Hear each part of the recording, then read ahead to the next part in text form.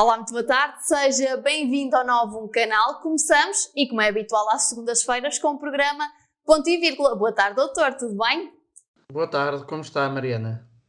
Tudo bem, obrigada. Doutor Rui, o programa que vai estar em cima da mesa hoje é a legalização da eutanásia, que foi aprovada por maioria na Assembleia da República a 29 de janeiro, se não me engano.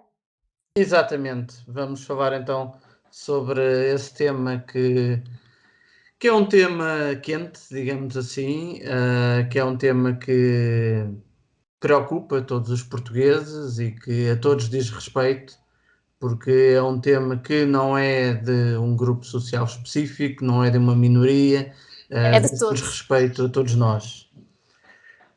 E é um tema bastante controverso, não é? Que divide as opiniões. Sim, divido muitas opiniões, e eu decidi abordar este tema hoje, agora que o ruído político já passou um bocadinho, que já houve algum tempo para reflexão sobre a questão, ahm, que as nuvens à volta desta questão já se dissiparam um bocadinho.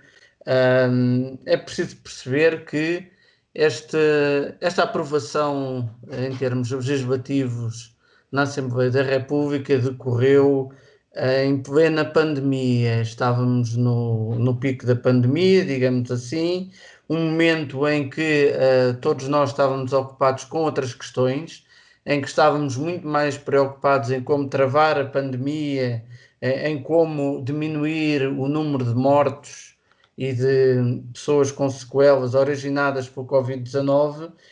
E no meio desta nossa preocupação coletiva, legítima e sentida por todos, a Assembleia da República aprova esta lei que vem legalizar a eutanásia, ou morte medicamente assistida. Parece-me que das duas uma, ou foi deliberadamente feito desta forma, para que não houvesse o devido debate público, não houvesse o devido envolvimento dos cidadãos na questão, ou foi uma questão de um mau timing, um mero acaso. Mas eu, Não foi o momento oportuno. como não acredito em acasos nestas questões legislativas, porque são pré-agendadas, os agendamentos são feitos, eu penso que o objetivo foi muito mais realizar esta votação enquanto todos nós estávamos ocupados em salvar vidas, estávamos preocupados com os hospitais, estávamos preocupados connosco próprios, com os nossos familiares, com os nossos amigos, com a sociedade em geral. E então, assim, enquanto todos nós estávamos focados naquilo que é central para todos nós, para qualquer ser humano, que é a vida, que é o salvar vidas, praticamente pelos telejornais, quase, e pelos jornais, é que ficamos a saber que esta legislação foi aprovada,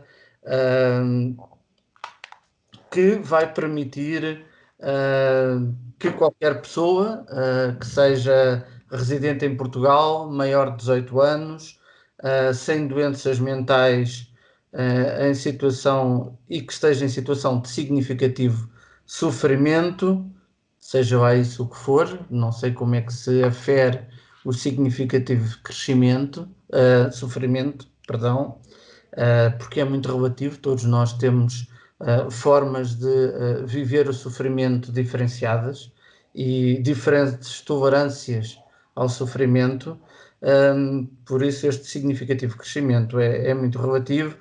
Com doença incurável pode requerer a eutanásia. Estamos a falar de pessoas a partir dos 18 anos. Este diploma legal foi aprovado no Parlamento com 136 votos a favor e 78 contra e 4 abstenções, duas do PSD e duas do PS. Os partidos que votaram contra esta ação legislativa sobre a legalização da eutanásia foram o PCP, o CDS e o Chega, é relevante, não deixa de ser relevante que sejam partidos situados nos extremos do espectro eleitoral, que por definição são partidos que são totalmente opostos, mas que têm em comum algo que é um conservadorismo forte, e por isso mesmo não é de espantar assim tanto que isso aconteça. A favor votaram na totalidade as bancadas de Iniciativa Liberal, as duas deputadas não inscritas, Joacine Catar Moreira e Cristina Rodrigues. Depois, o Partido Socialista registra 9 votos contra, 2 abstenções, como já referi, e tendo o resto da bancada votado a favor. E no caso do Partido Social Democrata, 56 votos contra, 2 abstenções e os restantes a favor. Esta questão da eutanásia, ou seja, isto mostra um hemiciclo que se divide em torno desta questão como não sendo uma questão de esquerda ou direita. Tanto que, como já referi, os partidos dos extremos votaram contra, quer à esquerda, quer à direita, e os partidos mais próximos do centro dividiram-se, não tendo votado totalmente a totalidade da bancada, quer a favor, quer contra, tendo sempre exceções na sua bancada. Esta questão da eutanásia é uma questão que divide profundamente a sociedade portuguesa, sendo esta votação exatamente o exemplo disso. Não se trata da divisão clássica esquerda-direita, entre aqueles que defendem a dignidade humana e a vida humana e aqueles que fazem um entendimento diferente do que é a dignidade e a vida humana. Não se trata disso. De facto, a aprovação desta legislação em plena pandemia parece-me a mim que é uma completa imprudência da Assembleia da República, uma completa inoportunidade, pois não permitiu aquilo que seria necessário e desejável numa situação destas, que seria uma discussão pública franca, aberta, e que ocorresse após a situação pandémica. E em resultado da situação pandémica não ocorreu nada disto, como é natural. Os portugueses estão preocupados com outras questões mais imediatas, digamos assim. Pessoalmente, considero que esta votação, neste momento, foi claramente realizada de modo a que acontecesse enquanto os portugueses estavam ocupados com o problema da pandemia, e sendo este um tema tão íntimo, tão relevante no campo dos valores humanistas que defendemos, que teria sido avisado o reagendamento da votação em nome da dignidade humana e do respeito pelos eleitores e pelos portugueses em geral. Tendo passado o diploma para as mãos do Presidente da República e deste, felizmente, para o Tribunal Constitucional, o Presidente da República, a meu ver, nesta situação esteve muito bem, porque não podia deixar passar uma legislação deste tipo sem das duas uma, ou vetava por completo ou passava a análise para o Tribunal Constitucional. O Presidente da República optou pela questão da constitucionalidade e julgo que acertadamente, porque temos aqui questões que até se opõem à própria Constituição da República Portuguesa no limite. E caberá ao Tribunal Constitucional decidir, em última instância, se a lei tem o seu seguimento ou se devolve a legislação ao Parlamento, o diploma, digamos assim, assinalando as normas consideradas inconstitucionais para que o Parlamento corrija as mesmas e proceda a uma nova votação, se assim o entender. Aí sim, esperemos nós, já numa situação de normalidade, em que exista debate público, em que exista o envolvimento dos cidadãos, e que, espero eu, venha a ditar o final deste processo legislativo. Para quem não percebe muito bem o que é esta questão da eutanásia, o que é que implica, o vocábulo eutanásia é um vocábulo, algo, podemos entender como algo irónico ou enganador. É um vocábulo que deriva do grego eu, que significa bom, e thanatos, que significa morte, ou seja, boa morte. É o significado de eutanásia, ou seja, uma morte tranquila e sem sofrimento.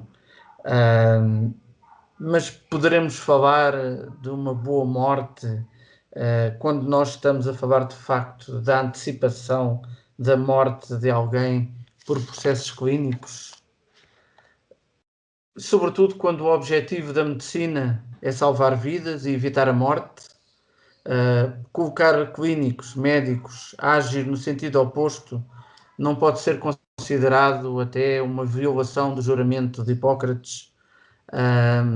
Claro que a legislação prevê a objeção de consciência, mas parece-me que não chega à objeção de consciência. Há um juramento que os médicos fazem e esse juramento eu acho que não deve ser quebrado e que não é uma questão de consciência. Porque se o objetivo do médico é salvar vidas com todos os meios que tenha ao seu dispor, não podem existir exceções em relação a esse juramento que é feito no fim da sua formação e perante a ordem dos médicos. Estando nós na presença de um tema que é tão delicado e tão dependente de questões morais, éticas, religiosas, jurídicas e naturalmente clínicas, não deveria esta questão ter sido mais amplamente discutida na sociedade portuguesa num momento mais oportuno? Colocar médicos a terminar a vida de doentes não é uma perversão, dos seus objetivos e juramentos? A eutanásia é um ato intencional de pôr termo à vida de alguém de modo rápido e indolor, no sentido de aliviar algum sofrimento causado por uma doença incurável e que causa um sofrimento que seja insuportável.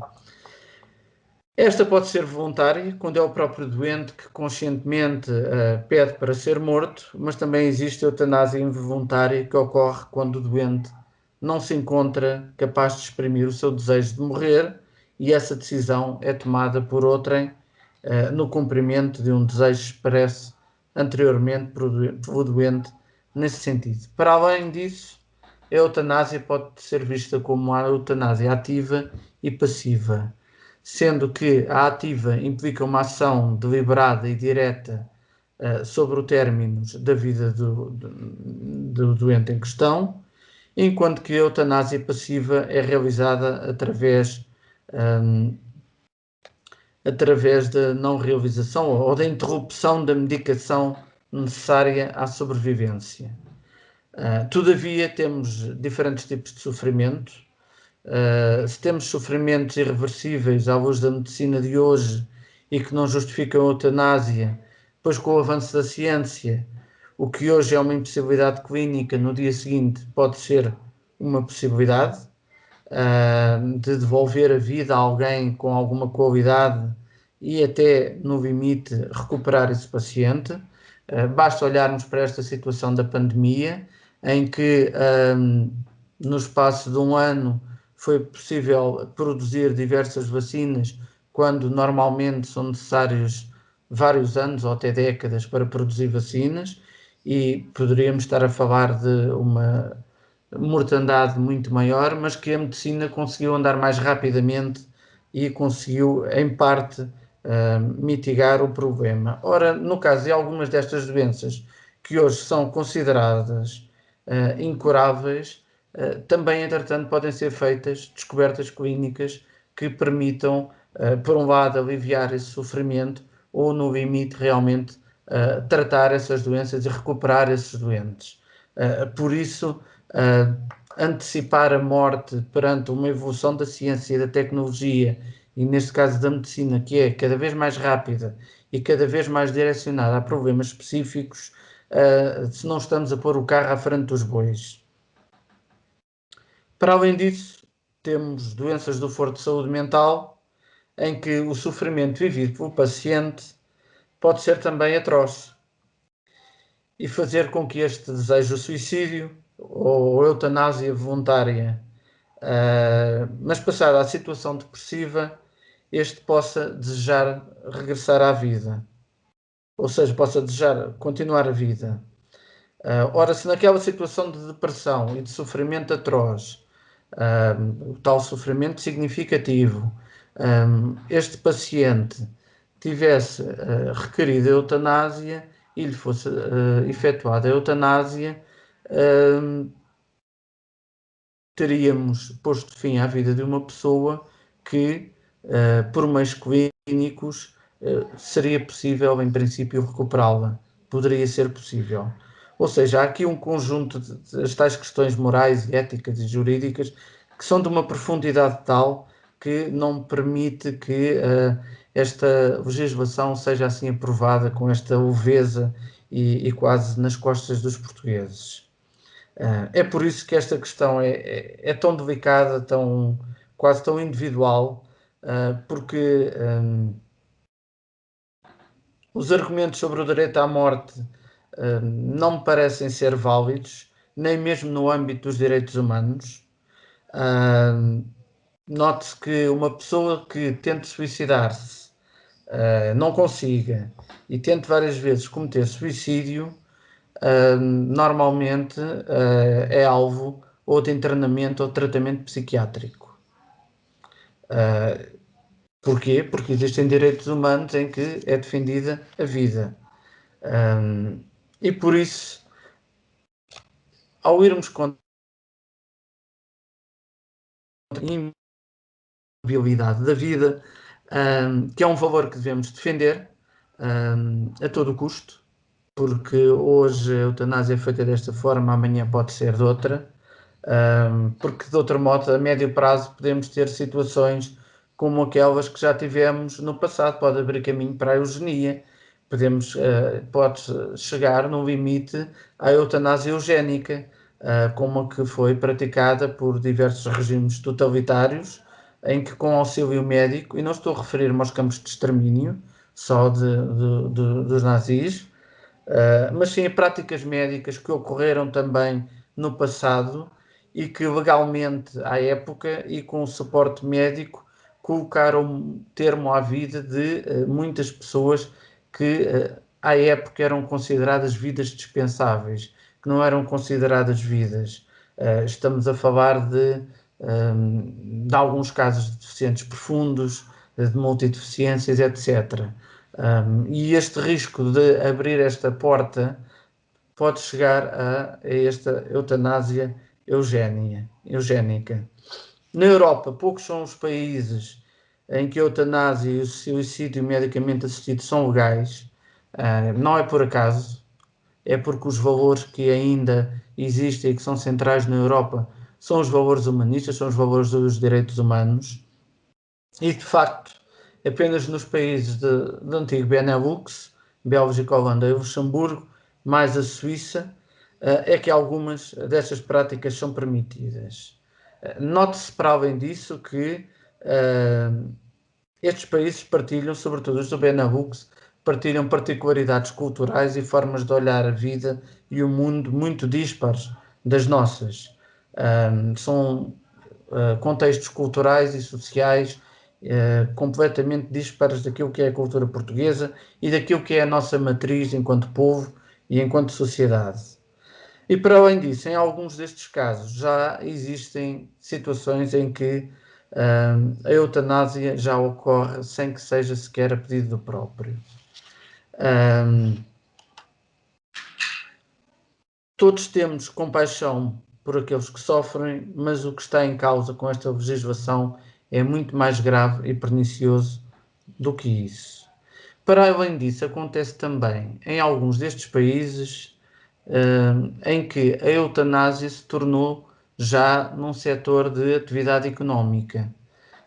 Existem empresas que se dedicam à prática da eutanásia, do suicídio medicamente assistido, gerando uma economia da morte, digamos assim, a todos os níveis, a meu ver, perigosa e imoral e eticamente contrária à vida. Pode haver aqui jogo de interesses, doutor? Ai, naturalmente que sim. Com certeza que existem interesses económicos por trás desta legislação, porque as mesmas ou outras empresas que queiram desenvolver este setor económico, digamos assim, porque recorde-se que em alguns destes países existe este serviço pago e não é propriamente o mais barato que se possa considerar. Por isso, é um negócio, digamos assim, que pode ser apetecível para algumas empresas. E daí também ser de facto perigoso. Esta legislação abre uma caixa de Pandora cujos limites são desconhecidos e que podem ser assustadores. E o que eu penso é que, em sentido oposto, o que Portugal tem que fazer é apostar, como já devia ter apostado há mais tempo, nos cuidados paliativos,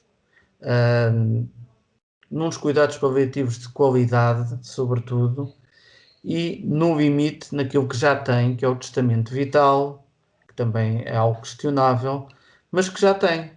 Por isso não sei qual é que foi a necessidade ou a pressa de ir aprovar nas costas das pessoas uma legislação sobre a eutanásia. Sem dúvida que este debate desta questão não foi no momento mais oportuno. Óbvio que não, óbvio que não. Eu penso que a maior parte das pessoas nem sequer se apercebeu que a legislação foi aprovada, e provavelmente só veio a tomar conhecimento da aprovação da legislação quando o Presidente da República enviou para o Tribunal Constitucional. Porque naturalmente as pessoas estavam ocupadas com outras questões, mais imediatas e para si mais importantes, porque eram aquelas preocupações do cotidiano que tinham que ver com o manter-nos vivos e saudáveis perante um vírus que ainda está a assolar todo o país e toda a Europa, todo o mundo, digamos assim. E por isso eu penso que não foi nada oportuno. Se existiam partidos que tinham interesse, porque é legítimo, podem ter o interesse em votar legislação deste tipo, deveriam fazê-lo num momento em que o país estivesse sereno, que não estivesse voltado para o combate a uma pandemia, em que os médicos, coitados, estavam envolvidos numa batalha cotidiana pela vida. Ir aprovar algo deste género foi, a meu ver, completamente questionável, completamente, eu não direi ilegítimo, porque a Assembleia da República é legítima e pode fazer o que quiser dentro dos limites que a lei lhe permite, mas existe a questão da legitimidade ética e moral, se quisermos, que de facto fez com que este não fosse o melhor momento, pelo contrário, foi no pior momento que esta legislação foi aprovada. Felizmente, o Presidente da República enviou para o Tribunal Constitucional e agora, pelo menos a minha expectativa, é que o Tribunal Constitucional declara a inconstitucionalidade das normas e que o diploma seja devolvido à Assembleia para que efetivamente, no momento em que o país esteja realmente serenado, esteja já focado noutras questões, e então nesse momento então possa discutir abertamente na sociedade, com as organizações da sociedade, de uma forma aberta com a população, se é realmente importante termos legislação neste sentido ou se não é, tendo em conta as situações alternativas que já referi. No fundo, levar este tema novamente a debate, não é assim? Sim, porque um tema deste nível, Tem de ser muito bem discutido, doutor. exatamente um tema deste nível de intimidade, de questão moral e ética, não pode ser aprovado De sem ânimo que leve. se ouçam as pessoas. As pessoas têm que ser ouvidas. As organizações da sociedade civil têm que ser ouvidas. Não pode ser feito nas costas quase de todos, para que ninguém dê por isso. Muito bem, doutor, passamos às sugestões que nos traz hoje. Sim, e porque o tema que abordámos foi Pesado. pesado o suficiente, digamos assim, para um programa de fim de tarde.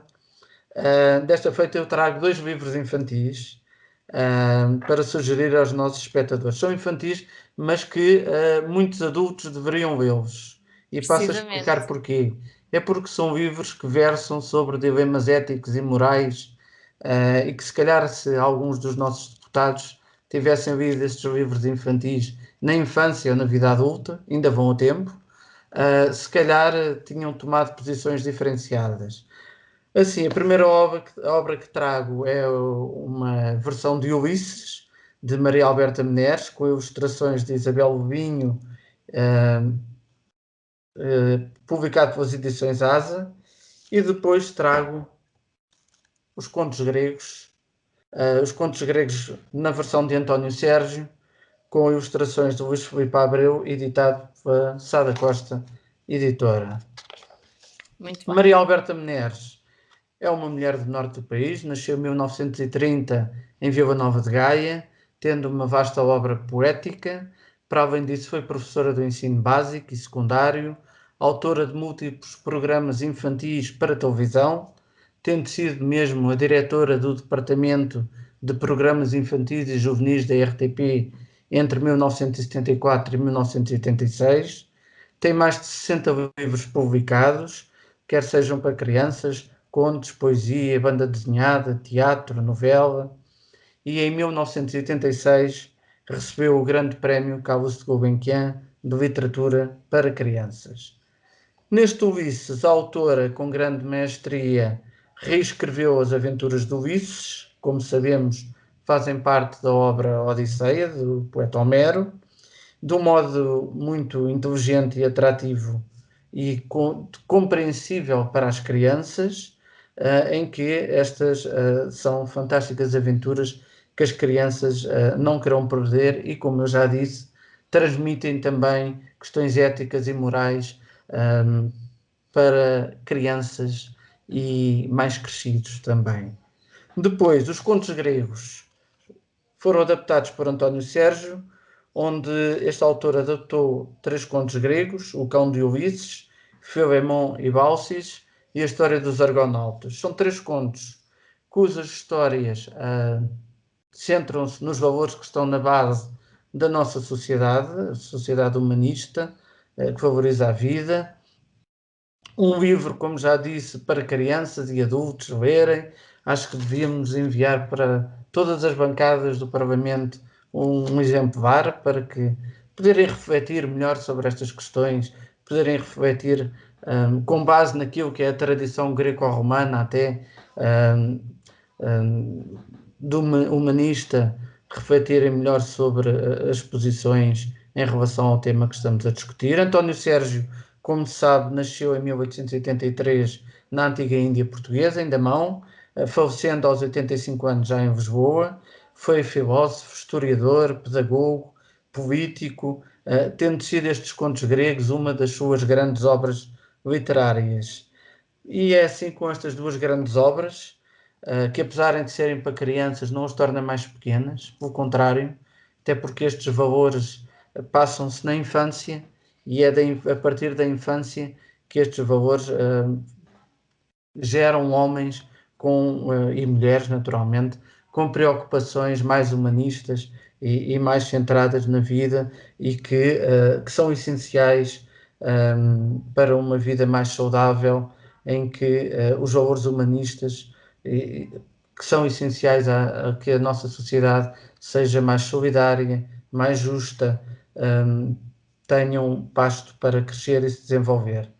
Muito obrigado e boa tarde. Muito obrigada, Dr. Rui. Assim que está desse lado, hoje o tema que esteve em cima da mesa foi a legalização da eutanásia. E só agora está a chegar à nossa companhia. Eu convido a rever este programa porque o Dr. Rui, e eu tenho de sublinhar isto agora no final, fez aqui uma relação muito interessante entre o suicídio e a eutanásia. Portanto, se ficou curioso, assista a este programa que irá perceber. Dr. Rui, muito obrigada e o resto uma boa noite e uma boa semana. Uma boa semana, Mariana. Obrigado. Quanto a si que está desse lado, desejo-lhe o mesmo. Uma boa noite e uma excelente semana. Fique desse lado que já a seguir temos o nosso bloco informativo, o Nova Notícias. Até já!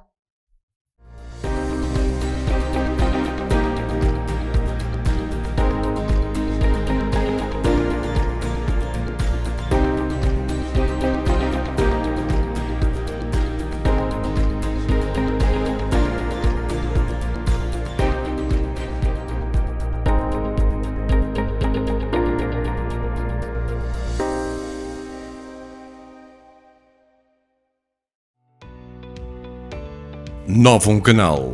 Sempre novão, sempre seu.